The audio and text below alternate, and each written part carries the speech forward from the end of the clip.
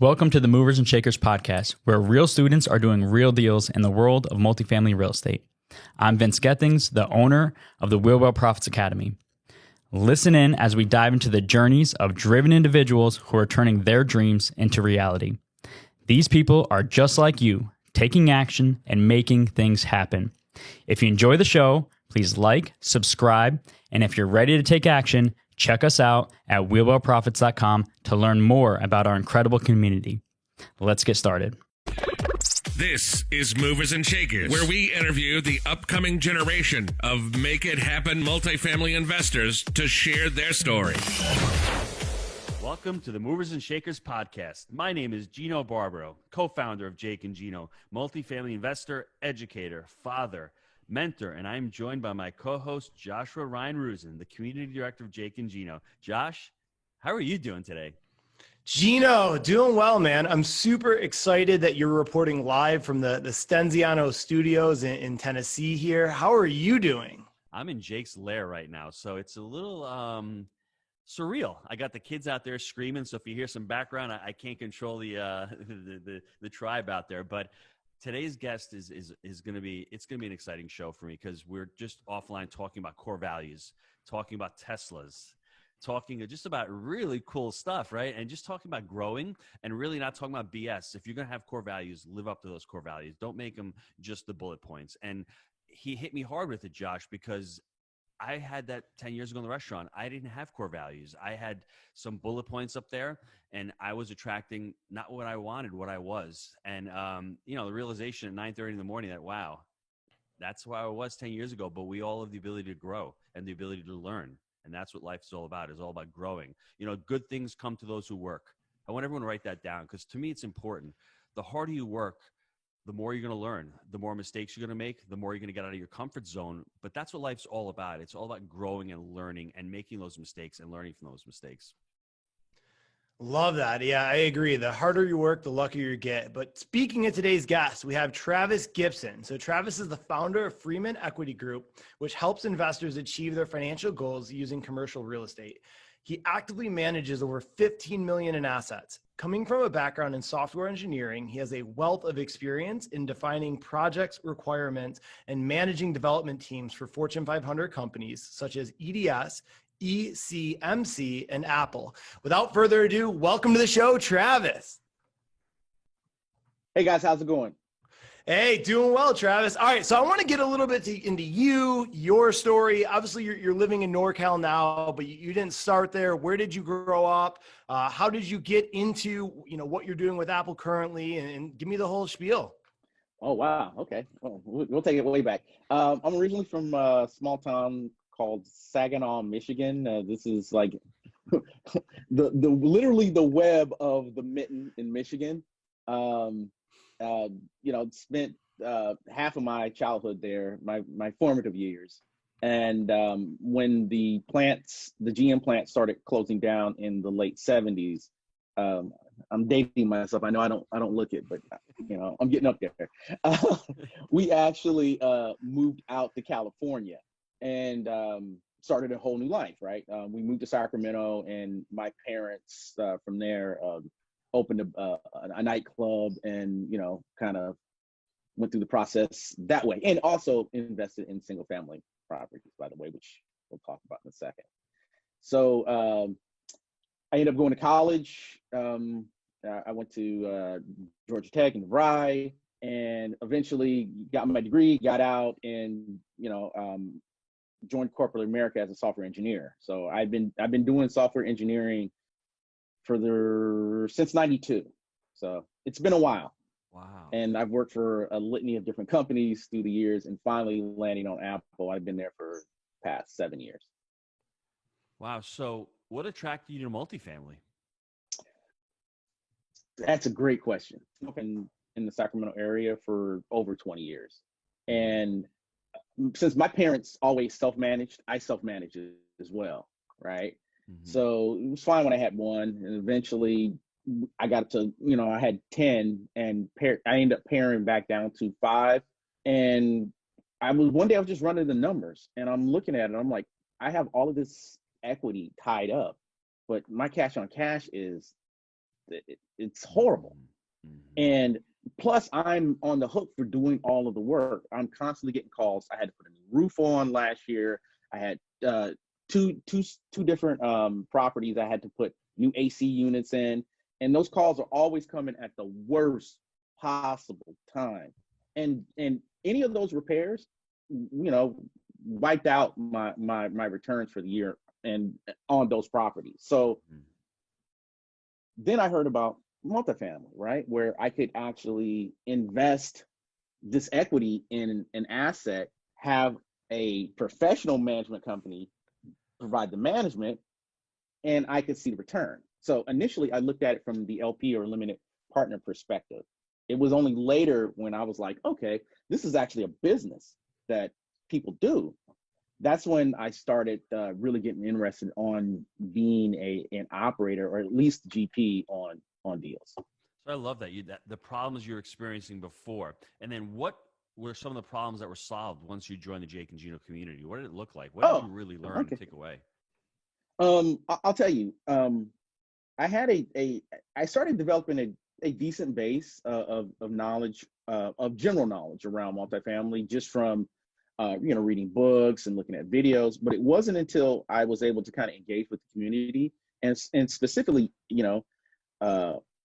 WheelBarrow profits, and actually going through step by step, the buy right, the finance right, the manage right, getting those steps kind of broken down for me, filled in a bunch of the holes and made me comfortable with not only allocating my own capital into deals, but bringing in investors and family and friends into deals as well. Mm-hmm. All right. So if I'm hearing you correctly, that's really powerful. So you were empowered with knowledge that gave you the confidence to go out there and implement, so much so that you felt comfortable taking other people's money and helping be a shepherd of their investments as well. Absolutely. That's huge. And the other thing was the community. The Facebook group is amazing. Let me just say that. I'm not trying to, sales pitch for you guys, but that's the one thing that really stood out to me, was how helpful everybody was. Like, when I didn't know anything, I mean, there were folks from the community that would, get on the line with me and just talk to me about what they're doing. And I know, and the reason I know this now is because I talk to people like that, right? Where I realized, I'm like, wow, did I sound that stupid? I mean, not that they're stupid, but did I sound that ignorant? Let me restate that. Did I sound that ignorant when I was talking to them? And I know I did, because they're asking a lot of the same questions that I was asking. But it's one of those things, right? When you get, you got to give. So, and that was the one thing that the community definitely had in spades that I really appreciated. Hey, Travis, don't worry. I sound like that every day to Josh. So he's used to me here saying that. I tell him some crazy stuff. He's like, really? We're going to do that now? I'm like, yep. Lock and load, baby. You know what I'm saying? Nice. So I love that. And for me, there's two words that I really want to dive into with you right now. And you'd mentioned before, core values. And I'll give you my definition. And I think that's one of the main reasons why people want to help in the community. Our core values, two of them are people first and growth mindset. Those are the two that lead up to me. And how does a growth mindset look? Fixed mindset is, I don't need the community. I don't need the Facebook. I don't need the training videos. I can do it on my own. And when that happens and you get stuck, you quit with the fixed mindset. But the growth mindset says, I'm going to commit and figure it out. And Josh loves this. Done is better than perfect, right? 100%. That's how we look at it. So for me, the core values were transformational, because we want to live by those core values. We want to have our students be in that safe space and say, hey, what does DSCR mean? What does it mean? I've never heard of it before. Because if you're coming from the single family space, you may not know that. So it's just all about sharing and about, like you said, the go-giver mentality. What do core values mean to you? And define what your core values are. Sure. Like we were talking about kind of before the call, at Apple, specifically in my organization, we have a set, right? And honestly, I've adopted those as kind of my core values, my core operating system. Mm-hmm. We have 5, but there's obviously more, but it's trust, service, teamwork, humility, and innovation. Those are the 5. Those are the big 5. And what that means is I have trust first, because without trust, none of this works. If I can't trust the people that I'm working with, then we can't have teamwork. It's very hard for me to be of service to you. It's very hard for me to be humble when I don't trust that you're not going to try to take advantage of my humility. And then innovation is something that I'm always striving for, right? I always want to be better. I always want to define better processes as I go along. So those are our core values. And what they mean to me is I was actually giving a presentation at Apple, and I was talking about core values. And, you know, initially I felt kind of corny about it. I'm like, yeah, core values. But the thing that I realized is you can't fake core values. You either have them or you don't. Because ultimately, the people that adhere to those values are going to see whether or not you're genuine or not. That's going to come through. And furthermore, you can't have those core values at work and be a complete a-hole at home. It just doesn't work. Mm-hmm. Like these values force you to be a consistently better person. Mm-hmm. And that's what I'm striving for. I love that. Travis, I have a question for you. So you'd mentioned before the call that there's some companies that have core values, but they're lip service, right? They're nothing more than words on the wall. What would you say is something that a company does well to be able to integrate those, right? And attract talent that lives those core values? Okay. First of all, there has to be a consistent buy-in from leadership. Now, I've been other places where they've expected subordinates to adhere to core values, but they really don't. Your actions are what dictate the whether or not those values are actually going to be instilled in your organization. So if you as a leader, if you do things that are disloyal or untrustworthy, if you throw your team or your subordinates under the bus when something goes wrong, you're really not exhibiting the core values that you claim to adhere to. Yes, so that's really important for everyone who to reiterate that, do as you say and make sure you're living the words true. Especially if you want people to follow, right? They learn by your example, not by your words. Yeah. So I want to mention, I challenge everybody out there. If you don't have core values and you don't like the word core values, adopt Travis's saying, core operating system. What is your COS? And, Jake used to work for Glaxo, and he would think it was poo-poo, and now we can't live without them because this is how we hire and we fire. And Josh is laughing while you're talking about this because he's like, okay, Gino, what's the next project? Because it's all about extreme ownership and making it happen. So he's like already worrying what's coming next. But you know what? I'm there right behind him because I'm doing the work. I'm packing the books when we ship it out. I'm always online, and I have to live those core values, and I have to make it happen. We're quote unquote on vacation. We're on this podcast right now. There is no excuse for not doing this right now. I learned about this podcast 10 minutes before it came on. Now, I could have been one of those grumpy, employers 10 years ago and said, I can't believe, but no, we just own it. It's extreme ownership. We have to make it happen. That's what our core values abide by. And everybody, it's important when you run a business. Multifamily is a business. This is what we're trying to create because we're trying to create systems and we're trying to create scalability and get out of the rat race of doing one single family home here and one single family home there and try to create that whole economies of scale. Do you agree with that, Travis? Absolutely. 100%. Travis, I have one more question for you before we dive back into kind of real estate and everything like that. Before we started recording, you and I had connected about, you had connected with a lot of groups, right? Vetting, screening, things like that. And what made you realize that this was the place where you wanted to align forces and work with us through the WheelBarrow Profits Academy? It was a combination of things. I went out, of course, and looked at the website and saw the content that was out there, was impressed by that. But more importantly, it was our conversations, right?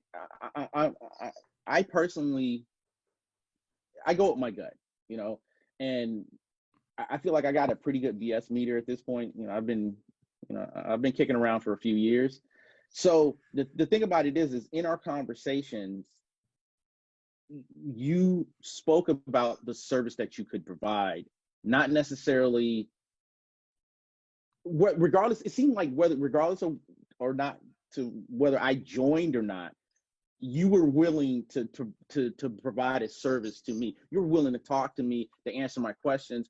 And that went a long way for me, honestly. And like I said, more importantly, I could feel the core values that you and Jake and Gino operated under.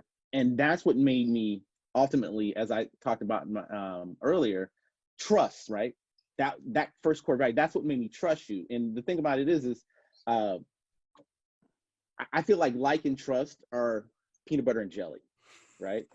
Think about somebody that you trust that you don't like. I don't know of anyone. So like that. Those things go together. Wow, that's good. All right, so Gino, anything on that before we take it back to real estate? Yeah, Josh, I would like to say I'm Italian, so I would like to say prosciutto and fresh mozzarella for me. I mean, the peanut butter and jelly, my mom never made it to me. When I got married, 28 years old, that's the first time I had peanut butter and jelly, and I'm like, I missed that all my life. I had to get married to have PB&J, and that is, put some bananas in there, bro. They were really rocking it. You know what I'm saying? Yes, I didn't sir. know that. I was sheltered. I was having fresh mozzarella. I was having focaccia sandwiches. But you know what? It's okay. I like PB&J. Josh, rocking. I'm still thinking about the food, so go ahead. Yeah. And one thing too, when you truly live and exude those core values, then you attract that as talent for employees. You attract that, like we have high level people like Travis in the community as a community member, right? And so that's the true definition of embodying it. What you put out, you get back. So I just wanted to hit on that. All right. So Travis, I got a couple questions for you. You started with single families. Your parents did nightclubs and single family homes. Why'd you skip the nightclub business? Why didn't you get into that at all? Ooh, that's a really good question. My father actually wanted me to take over the business, but because I had kind of lived that business, I saw the hours that my parents worked. One, which they're nightclub hours. So even here in Sacramento, you're starting your evening at 6:37, coming home like 3 a.m. day after day after day. And I don't have any problems with folks that like to drink, and it's fine, but I could see the problems that they had to constantly deal with because of it, and I didn't want any part of that. So, but it's a good business. So Josh, not now, but I have to speak of that real quick, because what Travis did is he actually took responsibility for his life and his actions. He didn't let life happen to him. He could have chose that, right? And yeah. I chose the restaurant because my parents did it, and I chose it, right? And ultimately, back in 2007, when my dad passed away, I had the realization that I was not living my dream. I was building and working upon his dream, which was great, and I loved working with him, and I would never take that away, because that made me the person that I am right now. But making that realization, everybody out there, I challenge you, are you building your dream? Are you building somebody else's dream? That's what it comes down to. And Travis didn't work in that business. And why? He didn't like to hang out with that. I don't want to call it an element, but he wanted to be around a different element of people, right? He didn't want to be around alcohol. He didn't want his family around it. There's nothing wrong with that. We can make that choice. And ultimately, I made the choice of not being on the restaurant because I didn't want to work those hours also. I didn't want to work on the holidays. I don't want to work on the weekends. And that's what ultimately empowered me. So it's about clarity, everybody. That's really important. Become crystal clear on it. Figure out what you're doing and start building your own dream. It's time to start taking responsibility and building your own dream. I love that. Let's talk about the first deal. How did you find that first deal? And, what did you like about it? Okay. Let me give you a little bit of background. One of the things that I started doing as part of this whole process was start looking for target markets and, going through LoopNet, doing everything that everybody does. So I found this first deal off of LoopNet. Nah, just kidding. Nobody finds anything off of LoopNet. Okay, stop it. After looking at about 200 listings. Okay, so anyway, what happened is here at Apple, we have, there's clubs, there's investment clubs, there's real estate club. And I attended one of the sessions, and there was a guy there who actually was doing multifamily. So he was doing a presentation. So obviously he's there looking for investors, right? But it all kind of worked out. So after he finished, I started talking to him, right? And initially he's talking to me like an LP, which is fine, right? And I'm like, no. I want to actually do a deal. I don't want to just invest in the deal. I mean, I don't mind investing in the deal also, but I actually want to do a deal. So he was good enough to kind of bring me in and say, okay, you know what? I have these deals. Which one of them are you interested in? So the first deal was Grocers Warehouse in Kansas City. We can talk about why and everything in a second. But when I looked at, first of all, the building's beautiful. One, it wasn't strictly multifamily, but I could see the value in it immediately. So from there, what we started doing is we started kind of building out the team for actually closing out that deal. And we started separating the tasks accordingly. Mm-hmm. So that's how we found, and we can dig into that deal in a second, but that's how I found that deal though. It was through networking. It was through actually talking to someone. That's the one thing I want to point out. If whoever watches this, if you don't get anything out of this, your net worth is your net worth. So if you are not comfortable making connections, you're going to have some problems. You got to be willing to reach out and talk to people. So I want to expand on that. I'm an introvert myself. I don't like to expand out, but I can change my map. I can choose to go out and network and get out of my comfort zone. We all have that choice. If you say I'm an introvert, that's what you are. If you say I have no time, that's what you have, right? So I want everyone out there, you can do some NLP training, neuro-linguistic programming training on your mind. Really, it's the map. It's a representation of what you are. It's the reality that you're presented with. All of a sudden, I can get on stage in front of 500 people. Am I comfortable? No, but I can do it, and I can do it well. And it's all about repetitions. It's all about reps. A couple things on networking. When you're going out there, set an expectation of what you want to get out of the networking. Set clear goals of what you want. And don't go for it all at once. Take it slow. Go to a meetup, meet one or two people, and have that discussion. I think that's what you should do in networking. And it's, Travis is spot on. Your net worth is equal to your net work. The more people you know, the more people you can help, it's reciprocable. It's how you reciprocate. And that's why the Jake and Gino community, as we grow larger and larger, there's more people in there. There's more people that you help, and it just goes around and around and around. And Travis, one more thing.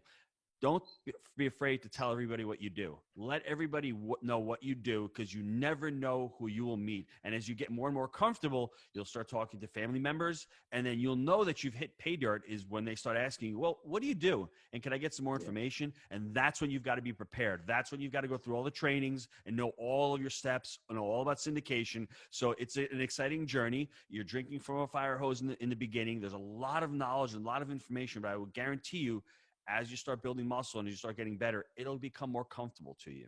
So does that make sense, Travis? Absolutely. Yep. Would you like to add anything to that? I'm sure you've got a lot to add to that. Yeah. What I'll say is this also, you have to provide value, right? So, and it's not necessarily up to the person that you're networking with to decide what value you bring. We all have talents. So you have to figure out what it is that you can bring to any situation and offer that, right? In this particular situation with the first deal in Kansas City, I knew, my underwriting is fairly decent. I've done enough of it over the past 6 months, right? So when we were in due diligence, I poured through all the documentation, went through the rent rolls, went through the leases, but that's what I offered to bring to the, to my part of the deal, right? That, and of course, money, sponsorship, all of that. But figuring out what it is that you have to offer is ultimately on you, not on who you're asking for help from. That's so huge, Josh, because when you're out there partnering with others, what is the value with you? You're not just partnering with somebody, say, hey, I've got a partner. You need to bring value to that partner, and that partner needs to bring value to you. Set expectations on the front end, right? What are we each going to do, and have a clear roadmap? That's really important. I love that. Guys, let's take a quick time out to hear from our sponsors, and we'll talk about the deal on the other side.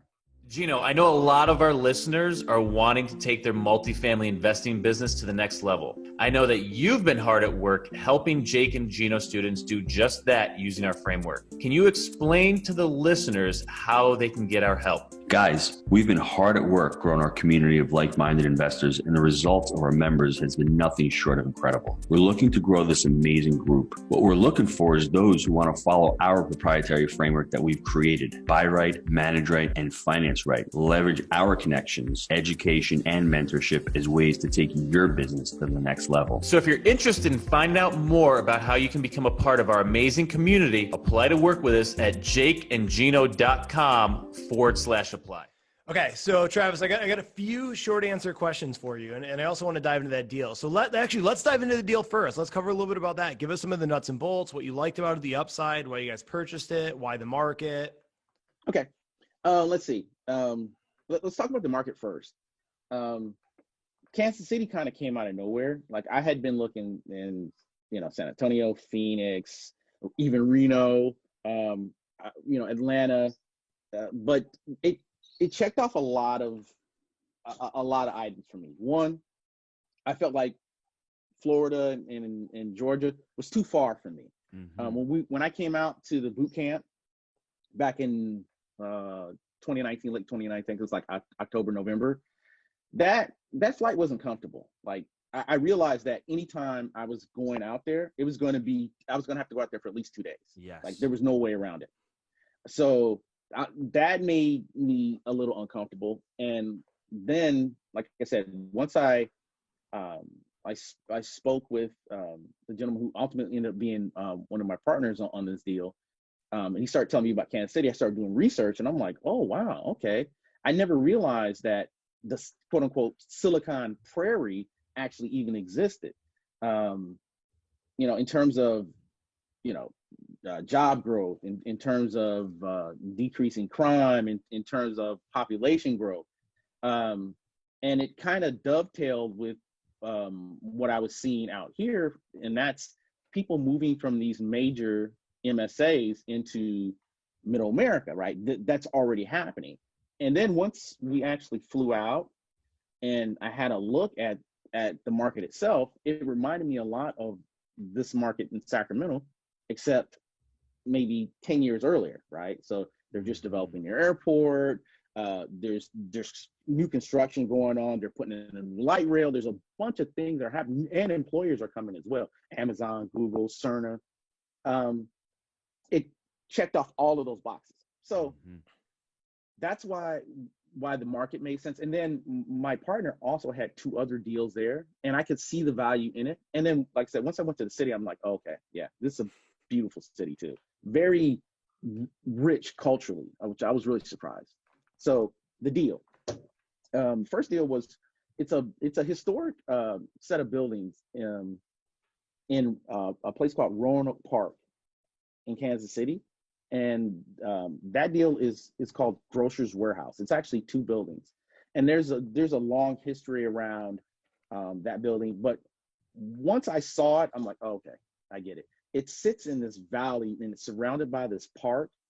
It's beautiful. And what it is it's actually a mixed use. It's a mixed use property where you have retail, you have office, and then you have apartments as well. And the gentleman we bought it from is a gentleman named Huff, who is he's an architect and designer. I mean, he's got a huge space in the building still. He actually leased back from us, but he basically took this old dilapidated grocery warehouse and completely revamped it. And like I said, it is beautiful. Inside out, and super artistic, to kind of that industrial nouveau architecture. But anyway, the deal itself, we purchased the deal for a little over $7 million. And then, I mean, if you want, we can actually kind of get into, kind of the nuts and bolts of that, or if you want to talk more generally, we can. I'd love to mention, just make a couple really high-level golden nuggets that I took from it. Mark Twain's quote, "It ain't what you don't know that's going to hurt you. It's what you know for sure that just ain't so." To me, that really resonates. Think about it, because you were thinking of Kansas City. You know what? Kansas City. But you have a growth mindset. You had an open mind. You said, let me go take a look at it. Whereas a lot of people would have just poo-pooed and said, I'm not going to look at it. So exhibiting the growth mindset again and saying, okay, let me look at it. Because most people would have said, you know what? I don't know, I know for sure that Kansas City is not going to work. I'm from Sacramento. I'm from California. I'm from a hip place. What does Kansas City have to offer? But having that growth mindset. And I love the fact that you realize, a real estate market, job growth, all these numbers are important. But if it's hard to get to the market and it takes 5 or 6 hours, I remember you coming off the elevator at that boot camp. And I remember you had the coat on. I remember you looked a little tired. I'm like, he looks like he's been travel weary. So that's important, everybody out there. Don't assume things in life, because you may think for sure that you know something. Dive deeper into it. Make sure that your limiting beliefs and your just assumptions are not going to hold you back, because he could have really lost out on an amazing deal. And the second thing is, look at the area, the city you're going. You need to have that job growth. You need to have the population growth. You need to have at least people moving there. You don't want people leaving, right? Because that's why you're going to pay higher cap rates. And then the last one, I love that word, Silicon Prairie. So people are moving out. So know the market really well and understand the value in it. So I love that. Josh, you want to add anything to that? No, I say let's dive into the numbers, Travis. Would love for you to kind of cover that in some detail, and let's take a deeper dive. Sure. Okay. So so far as financing is concerned, and this is another reason why I really like Kansas City, was the team that we had there in terms of asset manager, property manager, relationships with local banks. Like, they plugged us. The AMG is phenomenal. They plugged us in with so many other different contacts. And we ultimately ended up developing a relationship with a local bank there. After some negotiation, they initially wanted one of the GPs to be at least a 10%, a local GP, at least 10% ownership, but we were able to negotiate that out. So what ended up happening is we ended up purchasing the property for $7.1 million. We ended up getting the loan was like 5.6. They gave us an 80% LTV. We talked to a bunch of lenders as well, but interest rate was like 4.1, which wasn't. I mean, now it's not great, but then it was decent. It was good. We only got a 1-year IO, which I wanted 3, but I think it was a situation where it's a local bank. It's our first deal with them. But they were great too, by the way. Shout out to Cornerstone Bank. They those guys over there were really cool. Terms of, it's a 525. We did 3% acquisition. And my partner and I kind of went back and forth with that. But ultimately, for the deal and for the raise, it kind of made sense. But we're doing a 1% disposition, 1% management, but we're doing a 70-30 split as well. So, we're confident in this property, so much so that we're willing to kind of do a little waiting for us to actually get our chunk, so to speak. So when we're talking about we do a perf, a 9% perf to investors, which was super important to me. I know there's some folks out in the space now that aren't doing perfs, which I think it's I'm going to reserve my comments on that. Some people don't. What I want to ask you, Travis, you've thrown out a lot of terminology there. Before you joined the academy, would you have been able to do this kind of deal? I mean, before you joined, because like acquisition fee. So out of all that, the syndication aspect, what did you think you took most from the education or from the platform itself? Because you've got IO going on there, you've got relationships with banks, you've got syndication model, you've got acquisition fees, you've got GP promote. I mean, where was the learning? I mean, how did you pull that all together to do this on this deal? Because that was really quick from when you joined to putting this deal together. Let me know, about that. It was a combination of things.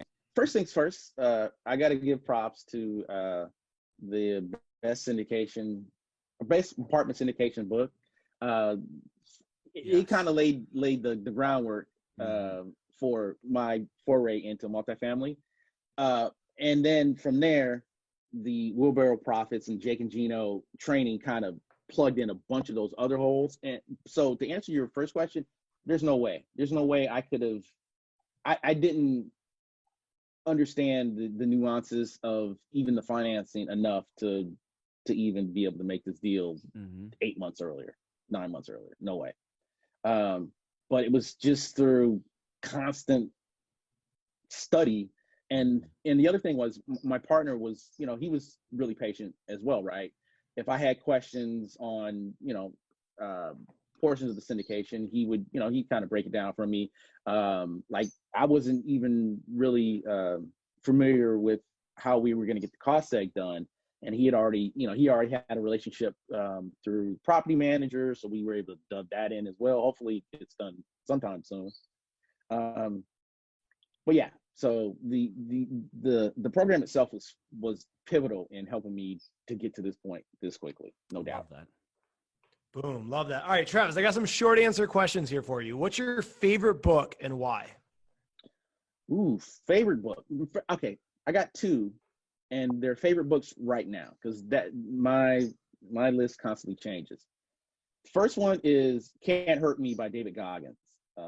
He's retired Navy SEAL, and basically he talks about this whole 40% rule, right? How you have to push past pain to get to your full potential, and that pain could be physical, mental. It doesn't really matter, right? It basically the crux of the book is you are far more than you think you are, and you have far more capacity than you think you have. And he talks about how he flunked out of Buds twice, and it's just a super inspirational book. Can't Hurt Me by David Goggins. I recommend it to everyone, even if you do the Audible. Actually, you should do both because the Audible is phenomenal because he actually reads the book, but then there's a portion of it where there's another guy that interviews him about the chapters in the book. So it's like a podcast on top of the book. It's really good. And then the next one, I've listened to this book like 3 or 4 times. Basically, whenever I'm working on the property, I listen to this book, and that's Raising Private Capital by Matt Fairclough. So one thing I learned through this process was I need to be more comfortable offering opportunities to others. It doesn't necessarily, I was approaching it from the wrong mindset. I was approaching it like I'm asking people for money, but that's not really what I'm doing. What I'm doing is I'm offering an investment opportunity that I'm willing to invest my money into. So it's, from my perspective, it's got to be pretty damn good. So, but just that, getting out of that mindset that I'm asking someone for something as opposed to I am providing an opportunity for them was huge. So that's why I love that book. And like I said, I've been through it 3 times, and I'll probably go through it 3 more times. Josh, we have no short answer questions on this show because I've got to add my tidbit in here. So there's no such thing as a short answer question on a Jake and Gino podcast. So for me, I want everyone out there to stop for a second. And that David Goggins book resonates with what Travis said. We are all miracles. I believe in God. God put us on this planet, and we're all unique. We all have unique gifts. We tend to forget that because we tend to get on the media merry-go-round. We tend to hear about negativity.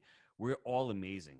Go out there, find out what your sole purpose is, find out where your abundance lies, and go towards that. For me, I've been fortunate. I met Josh 2 years ago, and he's been able to help me really build this amazing community.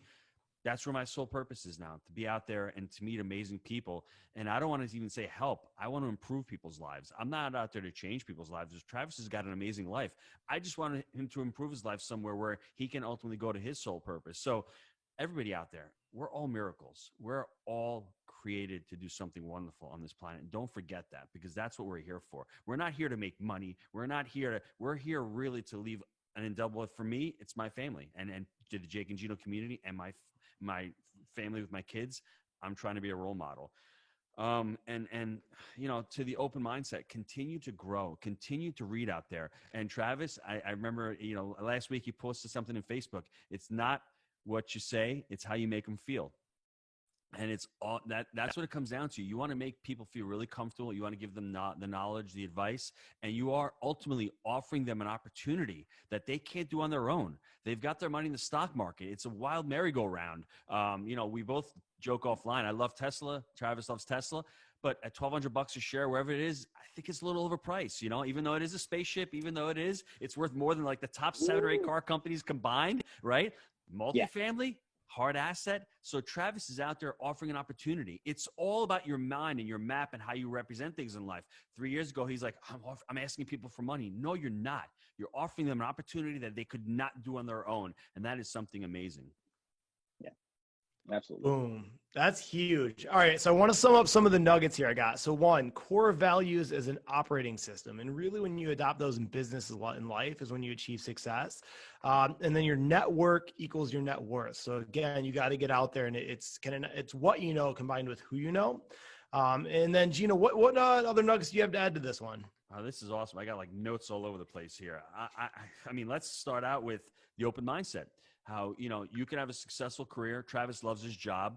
He's just continuing to grow and he wants to take control of his financial future. Everyone listening on this podcast, we are all the 5%ers who are going to retire becoming financially free. Everyone else out there, I think a lot of people out there that are struggling 9 to 5, they're not thinking about their future. Travis loves his job, but he's also taking care of his financial future and he's building another business on the side doing that. I think that's awesome. I love the deal that Travis talked about. I think everyone needs to go back and listen to how Travis selected a market, right? It's important when you're selecting a market, use all the metrics that Travis talked about. I love that Silicon Prairie, just be open. There are a lot of markets in the United States of America that are really starting to boom now. Not everything is bust. So find out where the demographics and the migrations are going to. Josh, the core operating system. I want everyone, when you're done with this, listening to this recording, sit down and ponder for a few minutes what you want your core values to be, what you want to do. You need to live by your core values. And then from creating your core values, you can start creating your goals. You can start creating your objectives because your goals will equal your objectives plus your beliefs. And you have to live by those core values. You can create a multifamily business. You can create a life through core values. Let me look at some other notes here. I think the last one is your net worth is equal to your net worth. Get out there and be uncomfortable. And it doesn't matter if you sound stupid, right? I would like to share this acronym with everybody. It's FORD, not Tesla, it's FORD. And what I mean by FORD is when you're talking to someone and networking with someone, talk to them about the F, their family, the O, their occupation, their R, their recreation, and their D, their dream, all right? That's what you want to do as someone who's out there networking and learning about others, and be genuine. Ask questions. Hey, Travis, how's your family doing? Travis, you love Teslas, right? That's your recreation. Travis, what items do you have on your bucket list? That's how you network with others. It's not telling them about you. It's about getting information from them and remembering it and actually building it out. So everyone, write that down on your vision board. FORD, family, occupation, recreation, dream. And that will help you network. And then when you talk to the person again, you bring it up because to be interesting, you need to be interested in somebody. And the more people you're interested in, the bigger your network will grow. Absolutely. Boom. All right. I want to give a huge shout out to Travis. 1, for being open-minded, having a growth mindset, and just being willing to get out of his comfort zone. Travis, question for you. How can the listeners get a hold of you? Sure. You can either get a hold of me on Facebook at Freeman Equity Group. Just do a search for that. Or you can reach me by email at travis@freemanequity, all one word, .com. Or you can just call me on the phone. I'll take your call, 916-538-2216. I'm more than willing to talk to whomever. I'm on Twitter as well, Freeman Equity Group. Before I jump off, I would be remiss if I didn't shout out Mikey T, my coach. Mike's been super patient with me. I would just send him random OMs, and I know now. Initially I didn't understand, but now I understand kind of like the difficulties around just receiving a random OM saying, "What do you think about it?" Right? Because that's pretty much what I would do. So I'm sorry, Mikey. Like I said, he's been super cool. He always gets back to me. I can't say enough about him. And the one quote, and actually I got it from one of the Wheelbarrow Profit videos was, nobody cares how much you know until they know how much you care. And that is 100% true. As soon as I heard that, I had to post it. So wow. Whomever, I don't know who I stole that from, but nonetheless, it's a beautiful quote. Let me give you the lineage of that quote. So I have a John Maxwell leadership coach. It's a direct John Maxwell quote. And I think I brought it with me to the Jake and Gino ecosphere. And so I agree with you 100%, that it's very important that people know that that you care for them and they know they can trust you. And that's what truly builds team, opportunity, culture, and everything we talked about. So Travis, repeat that again. Say that quote again for everybody. It's Nobody important. cares how much you know until they know how much you care. Powerful. That's how you lead, and that's how you go into every networking situation. Always seeing how you can provide value, and you will grow your investor list, and you will get that first deal by having that mindset. Absolutely. All right. With that, Travis, I want to thank you for being an amazing guest on the show and sharing your movers and shakers story. Now, listen, if you want to be the next movers and shakers guest, email me, josh@jakeandgino.com. And if you like the show, please leave us a review. And until next time, let's make it a movers and shakers week. See ya, everybody. Thanks, Travis. Take it easy, guys.